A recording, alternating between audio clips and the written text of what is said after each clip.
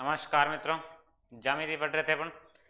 आज ज्यामिति में त्रिभुज के कुछ प्रश्न हल करेंगे। पहला प्रश्न, एक अधिक कोण त्रिभुज एबीसी में कोण ए अधिक कोण है और ओ लंब केंद्र है, तो कोण बीओसी बराबर 54 डिग्री हो तो कोण बीएसी ज्ञात करो। बीओसी दिया हुआ और बीएसी ज्ञात करना है। अब इसके लिए आपको अधिक कोण त्रिभुज की थ्योरम कोण ए प्लस कोण बीओसी बराबर 180 डिग्री, ये ओ यदि लंब केंद्र हो एक त्रिभुज में, अधिक कोण त्रिभुज हो कि नहीं हो, सभी प्रकार के त्रिभुजों में यदि ओ लंब केंद्र है तो कोण ए प्लस कोण बीओसी बराबर 180 डिग्री, ये अपन थ्योरम में पहले पढ़ चुके हैं। अब त्रिभुज अधिक कोण त्रिभुज है तो इसमें जनरल अपने को यह पता होना चाहिए कि अधिक कोण त्रिभुज में लंब केंद्र की स्थिति क्या होती है, कि लंब केंद्र होता क्या। लंब केंद्र की स्थिति ये ए अधिक कोण है, कोण ए अधिक कोण है, ये ए, ये बी और सी कहीं भी लिख लीजिए। और अधिक कोण त्रिभुज में जो लंब केंद्र होता है वो त्रिभुज के बाहर होता है, त्रिभुज के अंदर स्थित नहीं होता, त्रिभुज के क्या बाहर होता है, बाहर मतलब इधर पीछे की तरफ होता है। ये ओ लंब केंद्र, अधिक कोण त्रिभुज में ओ लंब केंद्र है और लंब केंद्र इधर पीछे की और इधर स्थित होता है। और इस थ्योरम से आप प्रश्न हल कर सकते हैं। वैसे स्थिति का पता हो नहीं हो कोई फर्क नहीं पड़ता, अधिक कोण त्रिभुज में हो या न्यून कोण त्रिभुज में हो, चाहे सम कोण त्रिभुज में हो, ये जो थ्योरम है लंब केंद्र की आप सीधी लगा सकते हैं। त्रिभुज कोई सा भी हो कोई फर्क नहीं पड़ता। इसमें आपको कोण ए ज्ञात करना है, ये कोण बीएसी, कोण बीएसी मतलब कोण ए ज्ञात करना है और बीओसी दिया हुआ 54 डिग्री और बराबर ये 180 डिग्री।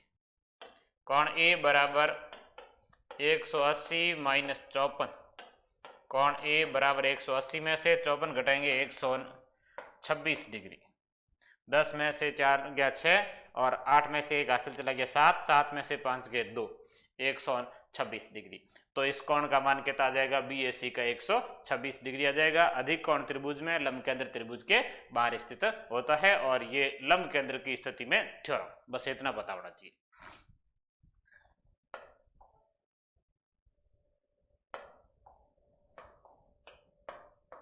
अगला, अब ये थेल्स पर मैं जो पढ़ी थी कि एक त्रिभुज में ये जैसे दो रेखाएं समांतर बीसी समांतर डीई, ये थेल्स पर में पढ़ी थी। थेल्स पर में और समरूपता दोनों नियमों से इस प्रश्न को किया जा सकता है। समरूपता से भी किया जा सकता है कि समरूपता में दो त्रिभुज यदि समरूप त्रिभुज हो तो उनकी संगत भुजाओं का अनुपात बराबर होता है। समरूप त्रिभुजों में संगत भुजाओं का अनुपात बराबर होता है। या फिर थेल्स पर में से यदि ये दिया हो तो थेल्स पर में इस तरह से थी, ए डी और डी बी,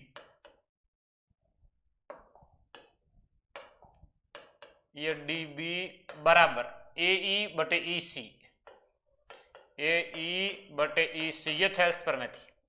थेल्स पर में मतलब दो समांतर रेखाएं हो तो ये बराबर भागों अनुपातों बांटेगी, ये इसका अनुपात इसका और इसका अनुपात आपस में बराबर होगा। तो ए डी प्रश्न में दिया हुआ 4, डी बी दिया हुआ 5, ए ई दिया हुआ 6 और ई सी ज्ञात करना x। ये 4/5 और ये 6/x लिख के x का मान ज्ञात कर लो, बस इतना ही, यही थेल्स पर में थी। तो 4 का x से गुणा होगा, 4x और 6 का 5 से 6 पंजे 30, x बराबर 30/4, 30 में 4 का भाग 7.5, 2 का भाग 15, 15 में 2 का भाग 7.5, 7.5, ये x बराबर 7.5 आ जाएगा। तो ये आसान सा है थेल्स पर में से कि दो समांतर भुजाएं दे रखी है, थेल्स पर में लगेगी, इनका अनुपात और इनका अनुपात आपस में बराबर होगा और बराबर अनुपात से कोई एक भुजा ज्ञात करनी हो जिसको ज्ञात किया जा सकता है। ये कितनी आ जाएगी, 7.5। कई बार ये पूरी भुजा पूछ ली जाती है, ए से लेके सी तक टोटली कितनी होगी, तो 6 प्लस 7.5, 6 6 12 ने 13.5 जाएगी। ए सी की लंबाई कितनी हो जाएगी, 13.5 हो जाएगी।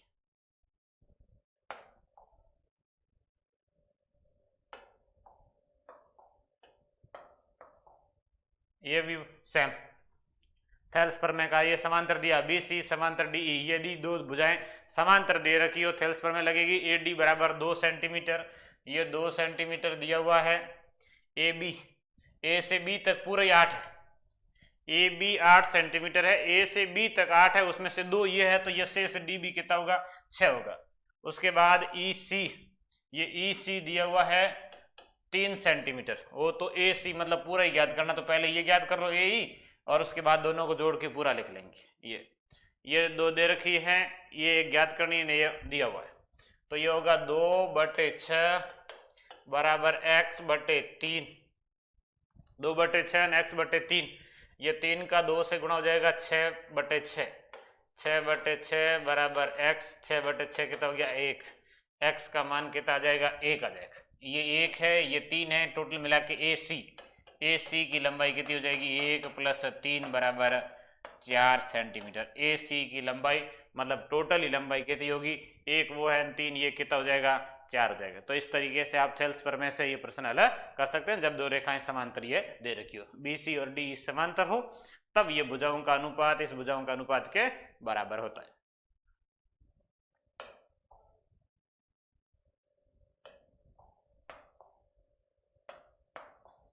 नेक्स्ट, ये सेम थेल्स प्रमेय का है, अनुपात ये समांतर दिया हुआ बराबर बट्टे में रखो, x/x-2 और बराबर x + 2/x-1, इसका अनुपात इसका अनुपात ये आपस में बराबर होंगे। x/x-2 x + 2/x-1 ये आपस में बराबर होंगे, क्रॉस गुणा कर लीजिए, x का x-1 से x-2 और x + 2, ये क्रॉस गुणा करेंगे तब ये आएगा। अब x का x से गुणा x² माइनस x का x से गुणा x बराबर ये x² -4 a - b और a + b का गुणा, a - b और a + b का गुणा होता है a² - b²। a मतलब x का स्क्वायर, b मतलब 4 का स्क्वायर, सॉरी 2 का स्क्वायर, x² - 4, उसके बाद x² दोनों तरफ है कट जाएगा, -x बराबर -4 माइनस दोनों तरफ कट जाएगा, x बराबर कितना आ जाएगा 4 आ जाएगा। यही पूछा गया, x का मान कितना है 4 है, ये 4 में से 2 कम है मतलब 2 है, ये 4 से 2 ज़्यादा 6 है, ये 4 से 1 का मतलब 3 है। इस तरह से आप सारी भुजाएं भी ज्ञात कर सकते हैं, x का मान भी ज्ञात किया जा सकता है। थेल्स प्रमेय से ये प्रश्न बिल्कुल आसान से हैं, समरूपता से भी हो जाएंगे, थेल्स प्रमेय जी हो जाए, दोनों तरीकों से कर सकते हैं। समरूप त्रिभुजों में संगत भुजाओं का अनुपात बराबर होता है। अब ये देखिए यहाँ पर ये इस तरीके से लिखने का मतलब ये दोनों ही कोण बराबर है, मतलब ये कोण का समद्विभाजक, ये कोण का समद्विभाजक, कोण का समद्विभाजक, और कोण का समद्विभाजक जो दो भुजा हैं इसके संगत ये जो कोण का समद्विभाजक आएगा, ये कोण का समद्विभाजक सम्मुख भुजा को शेष दो भुजाओं के अनुपात में बांटता है। कोण का समद्विभाजक सम्मुख भुजा को शेष दोनों भुजाओं के अनुपात में बांटता है। जैसे इसका नाम लिखते हैं अपन ABC और ये D, AD कोण का समद्विभाजक है, तो इसमें AB और BD, AB और BD और इधर AC और CD बराबर AC बटे में CD, AB और ये BD इधर AC और इधर ये CD, ये अनुपात बराबर होगा कोण के समद्विभाजक में, जिसमें AB का लंबाई दिया हुआ 5, BD दिया 3, AC दिया 7 और बटे में CD दिया x। 5 का x से गुणा 5x बराबर 7 का 3 से गुणा 21, x बराबर 21 बटे 5, 21 में 5 का भाग 4.2, ये x का मान आ जाएगा 4.2। कोण का समद्विभाजक सम्मुख भुजा को शेष दो भुजाओं के अनुपात में विभाजित करता है। ये कोण का समद्विभाजक इन दोनों भुजाओं को अनुपात में सामने वाली भुजा का बंटवारा होगा, पहले जो भुजा है उस अनुपात में ये भुजाएं बंटेगी।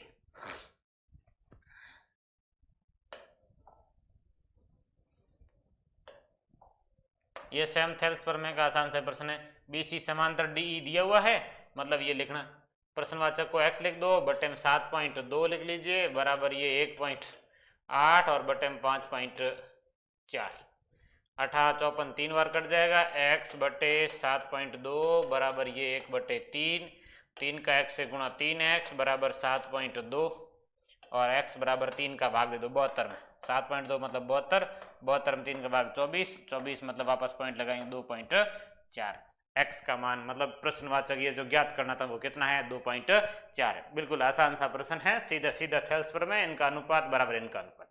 अनुपात बराबर रखो, क्रॉस गुणा करिए और x का मान ज्ञात कर लीजिए।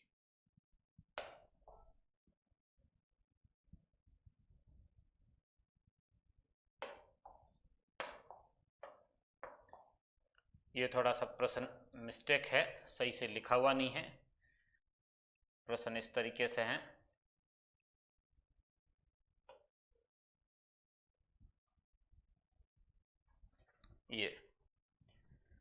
ये दो त्रिभुज है ए बी, ये सी,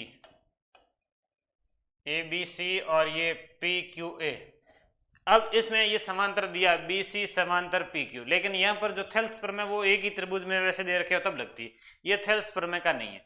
अब ये प्रश्न बनेगा समरूपता का। अब यहाँ पर इंपोर्टेंट बात ध्यान देनी है कि ये प्रश्न किसका है, समरूपता का। समरूपता में पहले तो आपको दोनों त्रिभुजों को समरूप त्रिभुज सिद्ध करना होगा। पहले ये पता करना होगा कि भाई त्रिभुज समरूप है तो थ्योरम लगा सकते, समरूप नहीं है तो नहीं लगेगा। पहले इनको त्रिभुजों को समरूप सिद्ध करना है। समरूप सिद्ध करने के बाद इनकी भुजाओं का जो अनुपात होगा वो क्या होगा, बराबर होगा। संगत भुजाओं का अनुपात बराबर होता है यदि त्रिभुज समरूप होते हैं तो। अब समरूप त्रिभुज सिद्ध करने के लिए अपने पास ये दो रेखाएं समांतर दी हुई है, ये रेखा और ये रेखा समांतर है और ये तिर्यक रेखा कटेगी जेड की आकृति में। ये कोण बराबर होगा, ये दोनों कोण बराबर होंगे जेड की आकृति में। ये दो समांतर रेखाएं तिर्यक रेखाएं जेड की आकृति बनी, ये कोण और ये कोण बराबर होगा। ये शीर्षाभिमुख कोण है, ये दोनों आपस में बराबर होंगे। ये शीर्षाभिमुख कोण है, आपस में बराबर होंगे। ये कोण इस कोण के बराबर होगा और दूसरी तरफ से जेड देखेंगे तो ये कोण इस कोण के बराबर होगा। तो तीनों कोण बराबर है तो कौन कौन नियम से ये त्रिभुज समरूप त्रिभुज होंगे। पहला नियम, दो कोण सिद्ध करने होते हैं, तीन की जरूरत नहीं। दो बराबर है, तीसरा ऑटोमेटिक बराबर ही होगा। दो कोण यदि बराबर हो जाते हैं तो वो समरूप त्रिभुज हो जाता है। तो दो बराबर हो गए, एक ये बराबर है और एक ये बराबर, दो हो गए, एक ये भी बराबर है। वैसे तीनों बराबर है, दो बराबर होते ही तीसरा ऑटोमेटिक बराबर हो जाता है। तो कौन कौन नियम से ये दोनों त्रिभुज समरूप त्रिभुज है। अब समरूप त्रिभुजों में संगत भुजाओं का अनुपात बराबर होता है। लाइन तो ये समरूप त्रिभुजों में संगत भुजाओं का अनुपात बराबर होता है। यहां पर त्रिभुज ए बी सी समरूप त्रिभुज ए पी क्यू ये है। अब इसमें आपको इंपोर्टेंट मेन बात ये ध्यान रखनी है कि संगत भुजाएं कौन सी है।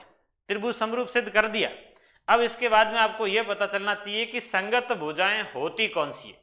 संगत भुजाएं किस तरह से, जैसे कोण बराबर थे, कौन सा कोण किसके बराबर था। ये 8 और 4 तो संगत भुजा सीधी सीधी दिख जाएगी कि 8 के संगत कौन सी, 4 है। अब इसकी संगत भुजा ये होगी कि ये होगी, ये कंफर्म करना होता है। तो ये देखिए ये 6.5 वाली जो ये भुजा है ये इस कोण के अनुसार है और इसके सामने का ये कोण बराबर था। मतलब संगत भुजा कौन सी, ए बी के संगत कौन सी होगी, ए क्यू होगी।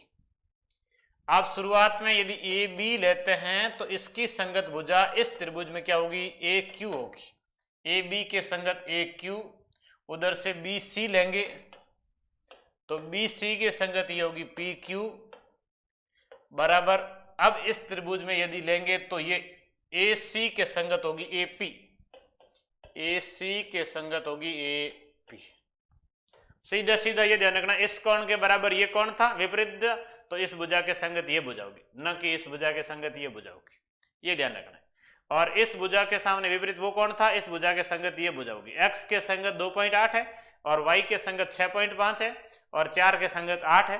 पहले इस त्रिभुज की भुजा लिख रहे हैं, जैसे 8 ऊपर लिखेंगे, ये ए बी है, पहले ए बी लिखते हैं। ए बी जैसे पहले वाले त्रिभुज का 6.5 बटे ए क्यू, 6.5 के संगत ए क्यू मतलब कितना, y बराबर बी सी बटे पी क्यू। ये बी सी इस त्रिभुज की पहले लिखी 8, अब दूसरे वाले त्रिभुज की बाद में लिखनी 4। अब वापस उस त्रिभुज में ये ए सी की लंबाई x और बटे में ए पी की लंबाई कितनी 2.8। इसमें इंपोर्टेंट बात ये संगत भुजाएं कौन सी होती है वो पता चलनी चाहिए कि संगत भुजाएं किस प्रकार है। संगत भुजाएं किस प्रकार ये समझ में आ जाता है, मतलब प्रश्न क्लियर है। संगत भुजाएं पता चलनी चाहिए। संगत भुजा में कोण के अनुसार ये कोण बराबर इसके था, मतलब ये नहीं भुजा बराबर होगी और ये दोनों है। तो ये संगत भुजाओं का अनुपात अब आप हल कर सकते हैं। 8 बटे 4 का मतलब ये 2 हो गया और 2 के बराबर है 6.5 बटे y इधर आ जाएगा, 2 इधर आ जाएगा भाग में 6.5 के, 6.5 बटे 2 बराबर y। तो 6.5 में 2 का भाग 3.25, ये 3.25, y बराबर कितना आ जाएगा 3.25। दूसरी तरफ से हल करेंगे तो 2 बराबर x बटे 2.8, तो x बराबर 2.8 का उधर गुणा कर लो, 2 गुणा 2.8 बराबर हो जाएगा x, 2.8 का 28 गुणा 2 56, 5.6, ये x का मान आ जाएगा, ये y का मान आ जाएगा। आप सीधा ऐसे भी कर सकते थे कि ये 8 है और इसकी संगत भुजा इसमें 4 मतलब आधी, इस त्रिभुज की भुजा में ये त्रिभुज आधा सेकंड वाला, ये 8 थी भुजा तो ये 4 है। अब ये 6.5 है, ये इसकी आधी होगी, y 6.5 का आधा होगा, सीधे सीधे देख सकते थे, 8 से 4 मतलब आधी हो रही, 6.5 से ये आधी होगी 3.25, और इस x का आधा 2.8, इस त्रिभुज में ये x, इसमें ये 2.8, ये 2.8 आधा है, मतलब x का मान डबल है। x का मान कितना होगा 5.6 होगा, x का मान 5.6, उसकी आधी ये 6.5 की आधी ये, 8 की आधी ये, मतलब उस त्रिभुज में ये आधा आ रहा तो सारे में आधे आधे लिखना है। तो इस तरीके से ये हल करना, ये समरूपता की थ्योरम से इंपोर्टेंट प्रश्न है। ये ज्यामिति में गलत यही प्रश्न होता है, कई बार 6.5 का 2.8 से संबंध ले लेते हैं।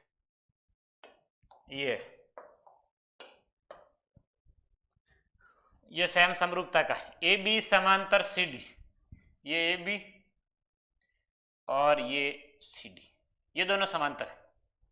ए बी और सी डी दो समांतर भुजाएं दी हुई है। अब समांतर भुजाओं से इस प्रकार से ये त्रिभुज बन रहे हैं दो, तो एक तिर्यक रेखा इधर, एक तिर्यक रेखा इधर हुई, ये तिर्यक रेखा है, समांतर रेखाओं में तिर्यक रेखा आती है तो ये कोण बराबर होगा, और ये शीर्षाभिमुख कोण बराबर होंगे, तो ये जेड की आकृति में कोण इस कोण के बराबर होगा, ये कोण इसके बराबर, ये कोण इसके बराबर, ये समूह कोण बराबर, तीनों कोण बराबर हो रहे हैं। कोण कोण नियम से ये त्रिभुज कैसे होंगे, समरूप त्रिभुज होंगे। त्रिभुज कौन से, एक त्रिभुज ये सेम और एक ये, पहला वो दूसरा ये, दोनों त्रिभुज आपस में क्या होंगे, समरूप त्रिभुज होंगे। त्रिभुज 1 व त्रिभुज 2 समरूप होंगे, त्रिभुज 1 समरूप, त्रिभुज 2, 1 नंबर और 2 नंबर त्रिभुज कैसे हैं, समरूप त्रिभुज। अब इनकी संगत भुजाएं, अब आपको संगत भुजाएं पता चलनी चाहिए कि 2 के संगत कौन सी होगी 5, और x + 4 के संगत कौन सी होगी x - 2, ये दोनों ही लिखनी, तीसरी की इसमें दे नहीं रखी है, उसकी जरूरत ही नहीं, ये दोनों लिख लो और दोनों से आप x का मान ज्ञात कर सकते हैं। तो पहले 2 लिखेंगे, 2 के संगत है भुजा 5, 2 की संगत भुजा 5। अब उस त्रिभुज की बात कर रहे हैं, ऊपर वाले की पहले लिखा है तो इसका पहले लिखना है, 2x - 2 और बटे में 2x + 4, ये 2 उस त्रिभुज का 1 नंबर का पहले लिखा, ये बाद में लिखी, उसकी संगत भुजा 5। अब 1 नंबर की ये पहले लिखनी और इसकी संगत भुजा ये बाद में लिखनी, बटे में लिख दिया। अब इसमें गुणा कर लीजिए, क्रॉस x का मान आ जाएगा, 2 का उधर गुणा होगा 2x + 4 से, यह 2x + 4, 5 का इधर गुणा होगा 2x - 2 से, 2 का 2x से गुणा 4x, 4 का 2 से गुणा 8, 5 का 2 से गुणा 10x - 5 का 2 से गुणा 10, ये 4x इधर घटेगा, 10x में से इधर बचेंगे 6x, -10 उधर जाएगा, +8 + 10, 8 + 10 हो गया 18, 18 बराबर 6x, और x बराबर 18 में 6 का भाग 3, ये x का मान पूछा गया, इसमें x का मान कितना होगा 3 होगा। ये इस तरीके से हल करना, ये समरूपता की थ्योरम है। मेन इंपोर्टेंट आपको समरूप में संगत भुजाएं कौन सी है, संगत भुजाओं का अनुपात बराबर होता है, इसलिए संगत भुजाएं पता चलनी चाहिए, बाकी प्रश्न आसानी से हो जाएगा।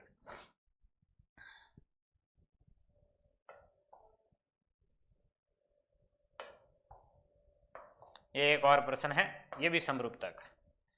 अब इसमें ये त्रिभुज दिया हुआ है, ये 2 कोण दिए हुए हैं, ये 129 डिग्री दिया है, ये 55 डिग्री दिया है, और इसमें समांतर रेखाएं नहीं दी है। समांतर रेखाएं नहीं दी है तब तक आप थेल्स प्रमेय नहीं लगा सकते कि इसमें थेल्स प्रमेय नहीं लगेगी, क्योंकि समांतर नहीं दिया हुआ है। अब समांतर नहीं दिया हुआ है तो आपको समरूपता सिद्ध करनी कि समरूप होंगे, समरूप होंगे तो समरूप में अपन संगत भुजाएं लेके हल कर सकते हैं। अब देखिए इस त्रिभुज में समरूप त्रिभुज कैसे सिद्ध करेंगे, इसमें त्रिभुज 2 लेने हैं, एक त्रिभुज लेना ADE और दूसरा त्रिभुज लेना है ABC, बड़ा वाला ABC, एक ये छोटा त्रिभुज और एक ये पूरा बड़ा त्रिभुज, ये दोनों त्रिभुज लेंगे। अब इन दोनों को समरूप सिद्ध करने के लिए इन दोनों में एक कोण कॉमन है, ये कोण ए दोनों में है, कोण ए इसमें भी है, कोण ए इसमें भी है, दोनों त्रिभुजों में है, एक कोण समान हो गया, क्लियर। अब एक और कोण यदि बराबर हो जाता है तो त्रिभुज क्या हो जाएंगे, समरूप, क्योंकि दो कोण बराबर होते त्रिभुज समरूप होते हैं। तो एक कोण बराबर हो गया। दूसरा देखिए ये 125 है, ये सरल रेखा में है, तो ये 125 घटेगा 180 में से कितना आ जाएगा, 55 आ जाएगा। ये 55 ये 55 बिल्कुल एक और कोण बराबर हो गया। उस त्रिभुज में 55 और इस बड़े त्रिभुज में भी 55, ये एक कोण छोटे त्रिभुज में भी और ये कोण बड़े त्रिभुज में भी, मतलब दो कोण बराबर हो गए। दो कोण बराबर होने का मतलब त्रिभुज समरूप त्रिभुज हो गए। अब देखिए इसमें समरूप त्रिभुज होंगे तो संगत भुजा, जैसे इस त्रिभुज की आप भुजा ये लेंगे, कौन सी भुजा लेंगे, ए बी, भुजा कौन सी लिए, ए बी। अब छोटे वाले त्रिभुज में इस 55 डिग्री का संगत कोण ये 55 था, तो ये भुजा बराबर होगी। छोटे वाले त्रिभुज की कौन सी भुजा का अनुपात, इस कोण 55 में ये ए बी, तो इस कोण 55 में भी कौन सी, ये ए ई, तो ए बी बटे में ए ई लिखना है, बराबर ए बी के बटे में ए ई। उसके बाद दूसरे बड़े त्रिभुज में ये भुजा जैसे लेते हैं ए सी, ये ए सी, बड़ी भुजा की ए सी, तो ए सी के संगत अब ये होगी, ए ई हो गया, अब ये इसके संगत होगी ए डी, ए सी बटे ए डी। ये इस तरीके से संगत भुजाएं और इनका अनुपात बराबर हो। संगत भुजाएं कौन सी, 55 के संगत भुजा ए बी और इधर 55 के संगत ए ई, तो बड़े त्रिभुज में ए बी और छोटे में ए ई। फिर शेष भुजा ए सी ये लेंगे बड़े में, तो छोटे में वो लेनी ए डी। ये ध्यान रखना है संगत भुजाएं किस प्रकार लेनी है, संगत कोण के अनुसार लेनी है। अब इसमें ए बी ए डी कोई न कोई दे रखा होगा, ए बी दिया हुआ पूरा 20 बटे में ए ई भी दिया हुआ है 10 बराबर ए सी नहीं दिया हुआ, ए डी दिया हुआ, ए डी 12, ये ए डी 12, ए सी नहीं दिया हुआ है, पूरा ए सी नहीं है उसको लिख दिया एक्स, ए डी दिया हुआ है 12, ए ई दिया हुआ 10, ए बी दिया हुआ 20। अब 10 और 20 कट जाएगा 0 0 2 और 2 का 12 से गुणा 24, x बराबर 24 आ जाएगा। और x का मतलब है ए सी की लंबाई कितनी आई है 24, अपने को पूछा है ई सी बराबर हो जाएगा ए सी पूरे में से ए ई घटा दो, ये ए सी पूरा ही, उसमें से ये ए ई घटा देंगे, शेष क्या बचेगा, ई सी बचेगा। ए ई है 10 और ए सी है 24 में से 10 घटा दीजिए, ई सी बराबर कितना आ जाएगा 14 आ जाएगा। तो ये ई सी का मान 14।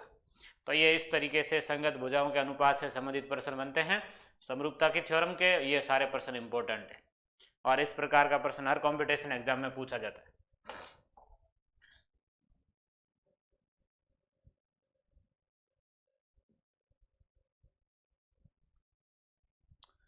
इस प्रश्न में थोड़ी सी समस्या है, प्रश्न लिखा हुआ है, दोबारा लिख लेंगे।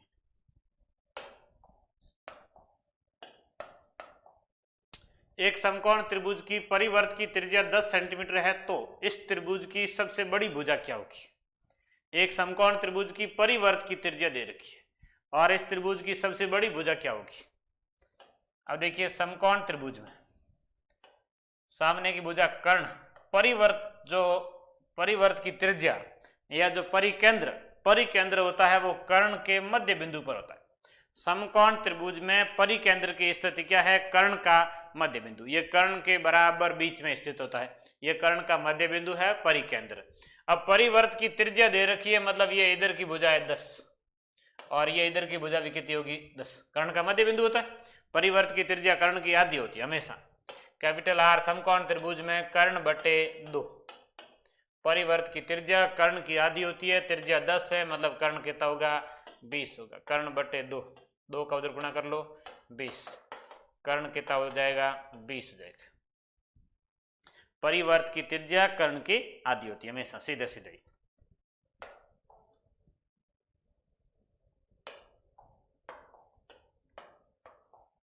त्रिभुज एबीसी समरूप त्रिभुज डीईएफ, एबीसी का क्षेत्रफल, एबी और डीई का अनुपात, डीईएफ का क्षेत्रफल। समरूप त्रिभुजों में उनका क्षेत्रफल संगत भुजाओं के वर्गों के अनुपात के बराबर होता है। समरूप त्रिभुजों में उनका क्षेत्रफलों का अनुपात संगत भुजाओं के वर्गों के अनुपात के बराबर होता है। ये पहले पढ़ चुके हैं अपन थ्योरम में। त्रिभुज एबीसी का क्षेत्रफल बटे में त्रिभुज DEF का क्षेत्रफल बराबर इनकी संगत भुजाएं AB और कौन सी DB वो लिख लीजिए, AB और DE। ये ABC का क्षेत्रफल बटे DEF का क्षेत्रफल बराबर AB बटे DE का स्क्वायर। ABC का क्षेत्रफल 36 बटे DEF का x बराबर ये 3/4 और इसका स्क्वायर। 36 बटे x, 3 का स्क्वायर 9 और 4 का स्क्वायर 16। 9 36 से कट जाएगा पूरा पूरा, 4 बार 16 का 4 से गुणा 64। ये x बराबर 16 गुणा 4, x बराबर 64 सेंटीमीटर स्क्वायर। x मतलब त्रिभुज DEF का क्षेत्रफल कितना हो जाएगा, 64 वर्ग सेंटीमीटर या सेंटीमीटर स्क्वायर। ABC और DEF समरूप है, समरूप त्रिभुजों के क्षेत्रफलों का अनुपात संगत भुजाओं के वर्गों के अनुपात के बराबर। संगत भुजाएं AB और DE दी हुई है 3:4, 3/4 का स्क्वायर 9/16। 9 36 से कट जाएगा 4 बार, 16 का 4 से गुणा 64। ये DEF का क्षेत्रफल आ जाएगा। आसान सा ही प्रश्न है। अब ऐसे क्षेत्रफल देके भुजा पूछ ली जाती, जैसे ये त्रिभुज ABCDEF समरूप है, इनके क्षेत्रफलों का अनुपात 9:4 है, तो भुजा AB बराबर 6 है, तो DE वही त्रिभुज ABC का क्षेत्रफल बटे त्रिभुज DEF का क्षेत्रफल बराबर AB बटे DE का स्क्वायर। यह समरूपता की थ्योरम है कि समरूप त्रिभुजों का क्षेत्रफल संगत भुजाओं के वर्गों के अनुपात के बराबर। अब इनका क्षेत्रफल दे रखा अनुपात 9:4 मतलब 9/4 बराबर संगत भुजाएं AB दी हुई 6 बटे DE ज्ञात करनी x। 9:4 था, 9/4 लिख लीजिए बराबर ये भी 6 दी हुई है और DE ज्ञात करनी और ये इसका स्क्वायर। अब 9/4 का वर्गमूल कर लीजिए तो स्क्वायर हटेगा, उधर वर्गमूल हो जाएगा 9/4 का 3/2 और ये बराबर 6/x। 6 के बराबर 3 है, x बराबर कितना होगा, 3 के बराबर 6 है, x के बराबर 4 हो जाएगा। यह गुणा कर लीजिए, 3 का x से गुणा 3x, 6 का 2 से गुणा 12, x बराबर 12 में 3 का भाग कितनी बार जाएगा, 4 बार जाएगा। तो ये DE की लंबाई कितनी आ जाएगी, 4 सेंटीमीटर आ जाएगी। समरूपता की थ्योरम है, सीधी सीधी याद करनी है। क्षेत्रफलों का अनुपात बराबर संगत भुजाओं के वर्गों का अनुपात।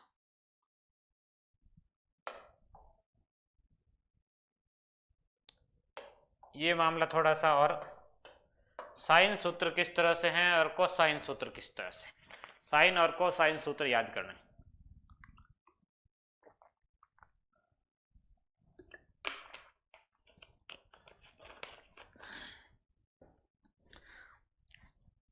साइन सूत्र में यह है कि त्रिभुज के दो कोण और एक भुजा दे रखी हो, या दो भुजाएं एक कोण दे रखा हो और दूसरा वाला ज्ञात करना हो, तो साइन की जरूरत होती है। ये साइन सूत्र में ये बराबर 2r का मतलब है परिवर्त की त्रिज्या का दुगुना। r परिवर्त की त्रिज्या। अब ये a साइन है, ये क्या भी है, ये भी थोड़ा सा देख लेते हैं कि ये त्रिभुज ABC, a के सामने एक भुजा स्मॉल a, b के सामने एक भुजा स्मॉल b और c के सामने एक भुजा स्मॉल c। तो ये जो है a, ये भुजा है, भुजा a और इसके बटे में ये कोण साइन a बराबर भुजा b बटे में इसका कोण साइन b और बराबर भुजा c और इसके सामने का कोण साइन c और बराबर होता है 2r। ये भुजा और इसके बटे में इसके कोण का साइन, ये भुजा और इसके बटे में इसके कोण का साइन, ये भुजा और इसके बटे में इसके कोण का साइन, सम्मुख भुजा का। भाई a है तो इसके सामने का कोण साइन a, b है तो इसके सामने का कोण साइन b और c है तो इसके सामने का कोण साइन c और बराबर 2r। r परिवर्त की त्रिज्या। तो ये साइन सूत्र है। दो कोण और एक भुजा या दो भुजाएं एक कोण दिया हो तो त्रिभुज का तीसरा कोण या दूसरा कोण पण उसमें ज्ञात कर सकते हैं। कोसाइन सूत्र a स्क्वायर बराबर b square plus c square minus 2bc cos a। ये कोसाइन सूत्र किस तरीके से हैं ये भी देख लीजिए। ये भी त्रिभुज में इसी तरीके से यूज होते हैं। a b c, इसके सामने की भुजा a, इसके सामने की भुजा b और इसके सामने की भुजा c। एक कोण और दो भुजाएं दे रखी और तीसरी भुजा ज्ञात करनी। दो भुजा एक कोण दिया हो और तीसरी भुजा ज्ञात करनी हो तब इसकी जरूरत पड़ती है। जैसे आपको भुजा a ज्ञात करनी हो, a स्क्वायर बराबर इस a का सूत्र, कि यदि ए ज्ञात करनी है तो ए स्क्वायर बराबर होता है b square plus c square minus 2 b c cos a. ये कौन, ये लेना है। ए स्क्वायर ज्ञात करने के लिए, इसका मान ज्ञात करने के लिए बी स्क्वायर सी स्क्वायर मतलब शेष दो भुजाओं का स्क्वायर माइनस 2 बी सी, ये जो लिया वही बी स्क्वायर सी स्क्वायर माइनस 2 बी सी, और इसके साथ में कौन कौन सा कॉस है। अब जैसे बी ज्ञात करना है, बी स्क्वायर ज्ञात करना तो बी स्क्वायर को छोड़ दो, शेष दो भुजाएं मतलब ए स्क्वायर और सी स्क्वायर माइनस 2 ए सी, कौन वही जो शुरू में लिखा है बी है तो बी, और सी स्क्वायर ज्ञात करना है तो शेष दो भुजाएं मतलब a square b square minus 2 a b और कॉस सी याद कर रहे हैं, कौन वही लिखना है कॉस सी। तो ये कोसाइन सूत्र है, इससे पहले वाले साइन सूत्र थे। इनसे भी त्रिभुज की भुजाएं और कौन से संबंधित कई प्रश्न हल होते हैं। जैसे ये प्रश्न है, दो भुजाएं और उनके मध्य का कोण दिया हुआ है और तीसरी भुजा पूछेगी, ये कोसाइन सूत्र है। दो भुजा और एक कोण दिया हो और तीसरी भुजा पूछी हो तो कोसाइन सूत्र लगेगा। कोसाइन सूत्र से ये जो कोण दिया है इस त्रिभुज का नाम लेते हैं ए बी सी, ये सामने की भुजा ए, ये इसके सामने भुजा बी, ये सामने भुजा सी, ये कोण ए। अब ज्ञात करना ए, तो ए स्क्वायर बराबर सूत्र है b square plus c square minus 2 b c cos a. अब कॉस के मान तो पता होने चाहिए, वैसारणी से मान पता नहीं है तब तक आप प्रश्न हल कर नहीं सकते। ए स्क्वायर ये तो ज्ञात करना है, बी स्क्वायर बी का मान है 3 का स्क्वायर प्लस सी स्क्वायर मतलब 4 का स्क्वायर माइनस 2 गुणा 3 गुणा 4 गुणा कॉस ए का मान 60 डिग्री। अब कॉस 60 का मान पता होना चाहिए। कॉस 60 का मान, जैसे कि साइन वाले मान तो वैसे याद करने ही होते हैं। साइन के मान 0, 1/2, 1/√2, √3/2 और 1, ये इस तरह आते हैं तो है तो साइन के मान, और यदि इधर जाते हैं तो ये है कॉस के मान। उल्टा ही होता है, इधर आए साइन और वापस उधर जाएंगे तो कॉस, ये कॉस 0, ये कॉस 30, ये कॉस 45, ये कॉस 60। कॉस 60 का मान हो जाएगा 1/2, तो इसका मान 1/2 लिखना है। 3 का स्क्वायर 9, 4 का स्क्वायर 16 माइनस ये 4 3 12 2 24 गुणा इसका मान 1/2, 16 9 25 माइनस ये 24 में 2 का भाग 12, 25 में से बराबर ए स्क्वायर, 25 में से 12 घटाएंगे 13 और ए बराबर √13, तो ये तीसरी भुजा का मान कितना आ जाएगा, वर्गमूल 13 आ जाएगा। इस तरीके से दो भुजाएं और उनके मध्य का कोण दिया हो तो तीसरी भुजा ज्ञात करने के लिए कोसाइन सूत्र की जरूरत रहती है। ये कोसाइन सूत्र से ज्ञात कर लिया गया।